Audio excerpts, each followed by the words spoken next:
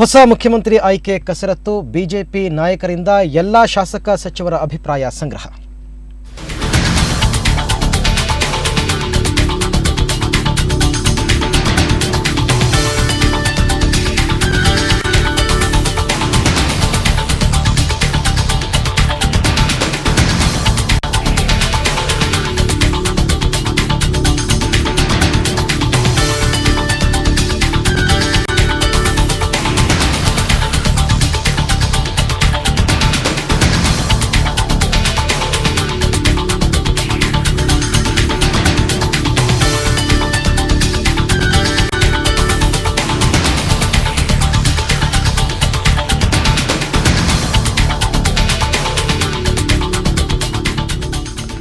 ಹೊಸ ಮುಖ್ಯಮಂತ್ರಿ ಅಭ್ಯರ್ಥಿ ಆಯ್ಕೆ ಕಸರತ್ತು. ಈ ಒಂದು ಕಸರತ್ತಿನಲ್ಲಿ ಈಗಾಗಲೇ ಒಂದು ಹೊಸ ವಿಚಾರ ಬಂದಿದೆ. ಬಿಜೆಪಿ ವರಿಷ್ಠರಿಂದ ಎಲ್ಲ ನಾಯಕರ ಅಭಿಪ್ರಾಯ ಸಂಗ್ರಹ ಮಾಡ್ತಕ್ಕಂಥದ್ದು. ಅಂದರೆ ಸಂಸದರು, ಶಾಸಕರು, ಸಚಿವರು ಎಲ್ಲರನ್ನೂ ಕೂಡ ವೈಯಕ್ತಿಕವಾಗಿ ಬಿಜೆಪಿ ವರಿಷ್ಠರು ಭೇಟಿ ಮಾಡಿ ಅವರಿಂದ ಒಂದು ಅಭಿಪ್ರಾಯವನ್ನು ಸಂಗ್ರಹ ಮಾಡಿ ಕೊನೆಯದಾಗಿ ಅಂತಿಮವಾಗಿ ಸರ್ವಸಮ್ಮತ ಅಭ್ಯರ್ಥಿಯನ್ನು ಆಯ್ಕೆ ಮಾಡುವ ನಿಟ್ಟಿನಲ್ಲಿ ಬಿಜೆಪಿ ವರಿಷ್ಠರು ಈ ರೀತಿಯಾದಂತಹ ಕ್ರಮವನ್ನು ಕೈಗೊಂಡಿದ್ದಾರೆ ಅಂತಕ್ಕಂಥದ್ದು ಸದ್ಯಕ್ಕೆ ಬಂದಿರತಕ್ಕಂಥ ಮಾಹಿತಿ.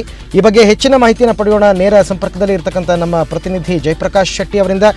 ಜಯಪ್ರಕಾಶ್, ಸಾಮಾನ್ಯವಾಗಿ ಹೊಸ ನಾಯಕನ ಆಯ್ಕೆ ವಿಚಾರ ಬಂದಾಗ ಹಿಂದಿನಿಂದ ಬಂದಿರತಕ್ಕಂಥ ಸಂಪ್ರದಾಯ ಅಂತಂದರೆ ಶಾಸಕಾಂಗ ಪಕ್ಷದ ಸಭೆ ಕರೀತಕ್ಕಂಥದ್ದು, ಆ ಸಭೆಯಲ್ಲಿ ಸರ್ವಸಮ್ಮತ ಅಭ್ಯರ್ಥಿಯನ್ನು ಆಯ್ಕೆ ಮಾಡ್ತಕ್ಕಂಥದ್ದು. ಆದರೆ ಇವಾಗ ಬಿಜೆಪಿ ವರಿಷ್ಠರು ಮುಂದಾಗಿರ್ತಕ್ಕಂಥದ್ದು ಪ್ರತಿಯೊಬ್ಬರ ವೈಯಕ್ತಿಕ ಅಭಿಪ್ರಾಯ ಸಂಗ್ರಹಕ್ಕೆ. ಈ ರೀತಿ ಕ್ರಮದ ಔಚಿತ್ಯ ಏನು? ಖಂಡಿತವಾಗಲೂ ಇದು ಹೊಸ ನಾಯಕನ ಆಯ್ಕೆಗಾಗಿ ಒಬ್ಬೊಬ್ಬರನ್ನು ಕರೆದು ಮಾತನಾಡಿಸುವಂತದ್ದಲ್ಲ. ನಿನ್ನೆ ನಿಮಗೊಂದು ವಿಷಯ ಗೊತ್ತಿರಬಹುದು. ಹೈಕಮಾಂಡ್ನ ವೀಕ್ಷಕರು ಬಂದಿದ್ರು. ರಾಜನಾಥ್ ಸಿಂಗ್ ಹಾಗೂ ಅರುಣ್ ಜೇಟ್ಲಿ ಒಂದು ಅಶೋಕ ಹೋಟೆಲ್ ತಂಗಿದ್ರು. ಅಲ್ಲಿಗೆ ಮುಖ್ಯಮಂತ್ರಿ ಬರಬೇಕು ಅಂತ ಅವರನ್ನು ಕೇಳಿಕೊಳ್ಳಲಾಯಿತು. ಆದರೆ ಮುಖ್ಯಮಂತ್ರಿ ಅಲ್ಲಿಗೆ ಹೋಗಲಿಲ್ಲ. ಬದಲಾಗಿ ತಮ್ಮ ರೇಸ್ ಕೋರ್ಸ್ ನಿವಾಸಕ್ಕೆ ಬನ್ನಿ ಅಂತ ಅವರು ಹೇಳಿದ್ರು. ಅಲ್ಲಿಗೆ ಬರುವಾಗ ಸಿಎಂ ಅವರ ಕೆಲವು ಆಪ್ತ ಬೆಂಬಲಿಗರು, ಸಚಿವರು, ಶಾಸಕರು ಎಲ್ಲರೂ ಕೂಡ ಅಲ್ಲಿ ಸೇರಿದ್ರು.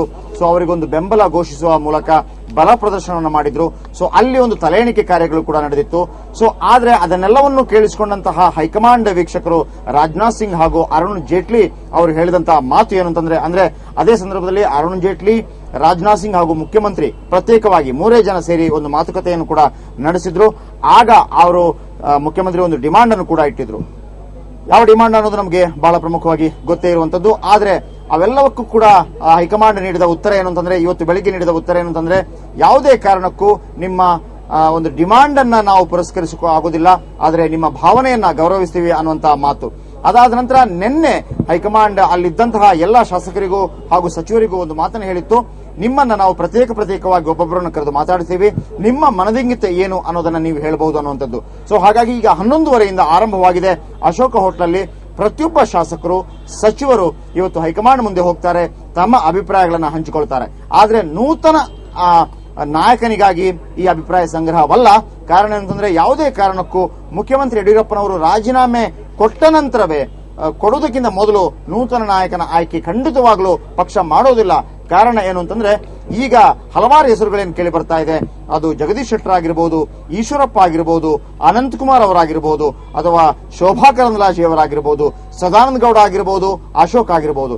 ಯಾರದೇ ಒಂದು ಹೆಸರು ಹೊರಗಡೆ ಬಂದರೂ ಸಹ, ಹೈಕಮಾಂಡ್ಗೆ ಇವರ ಬಗ್ಗೆ ಇಂಗಿತವಿದೆ ಅಂತ ಒಂದು ಹೆಸರು ಬಂದರೂ ಸಹ ಮತ್ತೆ ಗುಂಪುಗಾರಿಕೆ ಉಂಟಾಗುವುದು ಖಂಡಿತ. ಈಗ ಈ ಬಿಜೆಪಿ ಹಳೆ ಕಚೇರಿಯಲ್ಲಿ ಎಲ್ಲರೂ ಕೂಡ ಸೇರಿದ್ದಾರೆ ನಿಜ. ಅವರದೆಲ್ಲರದು ಒಕ್ಕೂರಿನ ಆಗ್ರಹ ಏನು ಅಂತಂದ್ರೆ, ಸಂಸದೀಯ ಸಮಿತಿ ತೆಗೆದುಕೊಂಡ ನಿರ್ಧಾರ, ಆ ನಿರ್ಧಾರದಂತೆ ಮೊದಲು ಮುಖ್ಯಮಂತ್ರಿಗಳು ರಾಜೀನಾಮೆ ನೀಡಬೇಕು ಅನ್ನುವಂಥದ್ದು. ಸೊ ಹಾಗಾಗಿ ರಾಜೀನಾಮೆ ನೀಡಿದ ನಂತರವಷ್ಟೇ ಮುಂದಿನ ನಾಯಕ ಯಾರು ಅನ್ನುವಂಥದ್ದು ನಡೆಯುತ್ತೆ. ಸೊ ಹಾಗಾಗಿ ಈಗ ಏನು ಪ್ರತಿಯೊಬ್ಬರ ಶಾಸಕರ ಅಭಿಪ್ರಾಯವನ್ನು ಸಂಗ್ರಹಿಸಲಾಗ್ತಾ ಇದೆ, ಕೇವಲ ಅವರ ಮನದಿಂಗಿತ ಏನು ಅನ್ನೋದನ್ನ ಮಾತ್ರ ಕೇಳಿಕೊಳ್ಳಲಾಗುತ್ತೆ. ಅರವಿಂದ್. ಓಕೆ ಜಯಪ್ರಕಾಶ್, ನೀವು ಹೇಳಿದ ಪ್ರಕಾರ ಮುಖ್ಯಮಂತ್ರಿ ಯಡಿಯೂರಪ್ಪನವರು ರಾಜೀನಾಮೆ ಕೊಡೋ ತನಕನೂ ಹೊಸ ನಾಯಕನ ಆಯ್ಕೆಗೆ ಬಿಜೆಪಿ ಹೈಕಮಾಂಡ್ ಮುಂದಾಗಲ್ಲ. ಅದಕ್ಕೆ ಕಾರಣ ಗುಂಪುಗಾರಿಕೆ ಆರಂಭ ಆಗ್ಬೋದು ಅಂತನ್ಬಿಟ್ಟು. ಓಕೆ, ಈಗ ಯಡಿಯೂರಪ್ಪನವರು ರಾಜೀನಾಮೆ ಕೊಡ್ತಾರೆ, ನಾಳೆ ಆದರೂ ಹೊಸ ನಾಯಕನ ಆಯ್ಕೆ ಆಗಲೇಬೇಕಾಗತ್ತೆ. ಅವಾಗ ಗುಂಪುಗಾರಿಕೆ ಆಗಲ್ವಾ?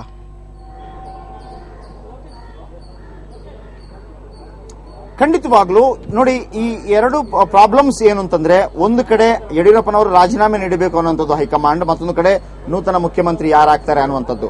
ಒಂದು ವೇಳೆ ಇದೇ ರಾಜೀನಾಮೆಯನ್ನು ನೀಡದೆ ನೂತನ ಮುಖ್ಯಮಂತ್ರಿ ಆಯ್ಕೆಯನ್ನು ಮಾಡಿದ್ರೆ ಅಲ್ಲೊಂದು ಗುಂಪುಗಾರಿಕೆ ಆಗತ್ತೆ. ಇಲ್ಲಿ ಮುಖ್ಯಮಂತ್ರಿ ರಾಜೀನಾಮೆ ಕೊಡಬೇಕೋ ಕೊಡಬಾರದು ಅನ್ನುವಂಥ ಗೊಂದಲದಿಂದಾಗಿ ಮತ್ತೆ ಅದು ದೊಡ್ಡ ಇಕ್ಕಟ್ಟು ಸೃಷ್ಟಿಯಾಗುತ್ತೆ. ಸೊ ಹಾಗಾಗಿ ಎರಡೆರಡು ಇಕ್ಕಟ್ಟುಗಳನ್ನ ಬಿಕ್ಕಟ್ಟು ಮಾಡ್ಕೊಳ್ಳೋದಕ್ಕೆ ಪಕ್ಷ ತಯಾರಿರೋದಿಲ್ಲ. ಒಮ್ಮೆ ಒಂದು ಭಾಗದ ಬಿಕ್ಕಟ್ಟು ಕಂಪ್ಲೀಟ್ ಬಗೆಹರಿಲಿ, ಅಂದ್ರೆ ರಾಜೀನಾಮೆ ಕೊಡುವಂಥದ್ದು. ಅದಾದ ನಂತರ ಆಯ್ಕೆಯ ಸಂದರ್ಭದಲ್ಲಿ, ನೂತನ ನಾಯಕನ ಆಯ್ಕೆ ಸಂದರ್ಭದಲ್ಲಿ ಏನು ಬಿಕ್ಕಟ್ಟುಗಳು ಉಂಟಾಗತ್ತೆ, ಆಗ ಅದಕ್ಕೆ ಬೇಕಾಗಿರುವಂತಹ ಸ್ಟ್ರಾಟಜಿ. ಹಾಗಾಗಿ ಪ್ರಥಮವಾಗಿ ಈಗ ಇರುವಂತದ್ದು ಎರಡೇ, ಒಂದು ರಾಜೀನಾಮೆ ಕೊಡುವಂಥದ್ದು, ಇನ್ನೊಂದು ನೂತನ ನಾಯಕನನ್ನು ಆಯ್ಕೆ ಮಾಡುವಂಥದ್ದು. ಎರಡನ್ನು ಒಟ್ಟಿಗೆ ಮಾಡ್ಲಿಕ್ಕೆ ಹೋಗ್ತಾ ಇಲ್ಲ, ಬಿಕ್ಕಟ್ಟು ಜಾಸ್ತಿ ಆಗುತ್ತೆ, ಅದು ಇಕ್ಕಟ್ಟು ಉಂಟಾಗುತ್ತೆ. ಸೊ ಹಾಗಾಗಿ ಮೊದಲಿಗೆ ಮುಖ್ಯಮಂತ್ರಿ ಯಡಿಯೂರಪ್ಪನವರು ರಾಜೀನಾಮೆ ಕೊಡಬೇಕು, ತದನಂತರ ಮುಂದಿನ ನಾಯಕನ ಆಯ್ಕೆ. ಆಗ ಏನೆಲ್ಲ ಸಂಕಷ್ಟಗಳು ಎದುರಾಗುತ್ತೆ, ಅದಕ್ಕೆ ಏನೆಲ್ಲ ಸ್ಟ್ರಾಟಜಿ ಮಾಡಬೇಕು, ಅದನ್ನ ಪಕ್ಷ ಮಾಡುತ್ತೆ. ಅರವಿಂದ್, ಹಾಗಾದರೆ ಜಯಪ್ರಕಾಶ್, ಇವಾಗ ಈಶ್ವರಪ್ಪನವರ ನೇತೃತ್ವದಲ್ಲಿ ಸಭೆ ಆರಂಭ ಆಗಿದೆಯಲ್ಲ, ಈ ಸಭೆಗೆ ಹಾಜರಾಗೋದಕ್ಕೆ ಬಂದಂತಹ ಕೆಲವು ನಾಯಕರು ಹೌದು ಮುಂದಿನ ನಾಯಕನ ಆಯ್ಕೆ ಕುರಿತಂತೆ ನಾವು ಚರ್ಚೆ ನಡೆಸ್ತೀವಿ ಅಂತಕ್ಕಂಥ ಮಾತನಾಡಿದ್ದಾರೆ. ಹಾಗಾದರೆ ಈ ಸಭೆಯ ಮಹತ್ವ ಏನು? ಖಂಡಿತವಾಗ್ಲೂ ಅಂತ ಒಂದು ರೂಪುರೇಷೆಗಳು ಸಿದ್ಧವಾಗುತ್ತೆ. ಹೆಂಗ್ ಮಾಡಬೇಕು, ಯಾವ ಸ್ಟ್ರಾಟಜಿ ಮಾಡಬೇಕು, ಹೇಗೆ ಪಕ್ಷದ ಹೈಕಮಾಂಡ್ ಅನ್ನ ಒಲಿಸ್ಕೊಳ್ಬೇಕು ಅಂತದ್ದು, ಯಾರಾಗಬೇಕು ಅನ್ನುವಂಥದ್ದು, ಇದೆಲ್ಲವೂ ಇರುತ್ತೆ. ಆದ್ರೆ ಯಾರಾಗಬೇಕು ಅಂತಂದ್ರೆ ಅಲ್ಲೇ 4-5 ಜನರ ಒಂದು ಗುಂಪುಗಾರಿಕೆಗಳು ಅಲ್ಲೇ ಇರೋದ್ರಿಂದ, 4-5 ಮಂದಿ ಸಾಕಷ್ಟು ರೇಸ್ನಲ್ಲಿ ಇರೋದ್ರಿಂದ ಸರ್ವಸಮ್ಮತ ಆಯ್ಕೆಯನ್ನ ಮಾಡಬೇಕಾಗತ್ತೆ. ಆ ಸಂದರ್ಭದಲ್ಲಿ ಒಂದು ವೇಳೆ ಈಗ ಈಶ್ವರಪ್ಪನವರ ನೇತೃತ್ವದಲ್ಲಿದ್ರೆ ಅದನ್ನ ಒಂದು ಮನವೊಲಿಸುವಂತಹ ಕಾರ್ಯಗಳಾಗತ್ತೆ. ಈಗ ಒಂದು ವೇಳೆ ಜಗದೀಶ್ ಶೆಟ್ಟರು ಅನ್ನುವಂತ ಒಂದು ಮುಖ್ಯಮಂತ್ರಿ ಹೆಸರು ಮುಂದೆ ಬಂದು ಇಟ್ಕೊಳ್ಳಿ, ಅದಕ್ಕೆ ಉಳಿದವರ ಸಹಕಾರವನ್ನು ಹೇಗೆ ಪಡೆಯೋದು, ಅಥವಾ ಈಶ್ವರಪ್ಪ ಅನ್ನೋ ಹೆಸರು ಬಂತು ಇಟ್ಕೊಳ್ಳಿ, ಅದಕ್ಕೆ ಉಳಿದವರ ಸಹಕಾರ ಹೇಗೆ ಪಡೆಯುವಂಥದ್ದು, ಬಿಕ್ಕಟ್ಟು ಸೃಷ್ಟಿಯಾಗದ ರೀತಿಯಲ್ಲಿ ಯಾರನ್ನ ಸೂಚಿಸಬಹುದು ಅನ್ನುವಂಥದ್ದು.